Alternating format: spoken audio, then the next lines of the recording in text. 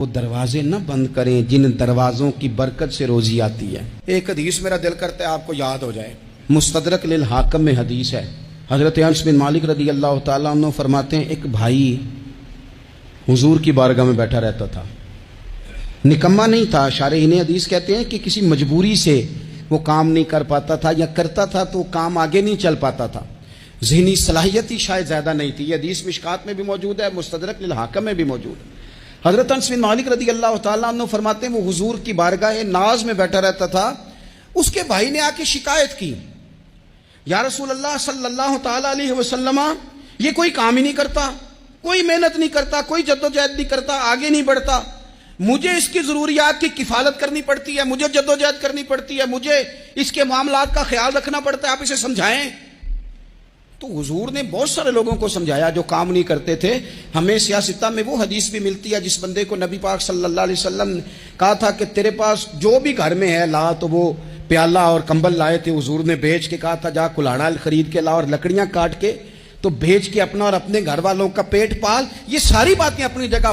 پر یہاں نبی پاک نے ایک روحانی مسئلے کا حل بھی بتایا۔ اللہ کے محبوب علیہ السلام سے عرض کی حضور یہ یہیں بیٹھا رہتا ہے اور سارے ہی کام مجھے کرنے پڑتے ہیں۔ تو حضور نے نظر مبارک اٹھا کے بھائی کی جانب دیکھا جو بھائی کا شکوہ کر رہا تھا، تو کریم محبوب فرمانے لگے ہو سکتا ہے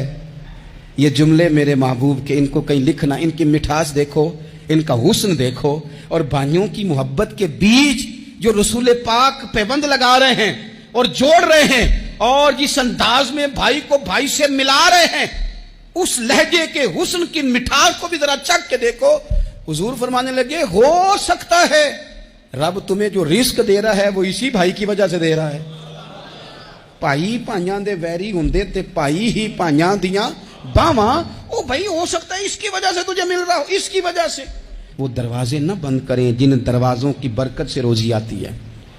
کبھی بھی وہ کام نہ کریں جن کاموں کی اگر آپ کو کل تک برکت تھی، کل تک کام ٹھیک چل رہا تھا، کل تک نظام بہتر تھا، اور آج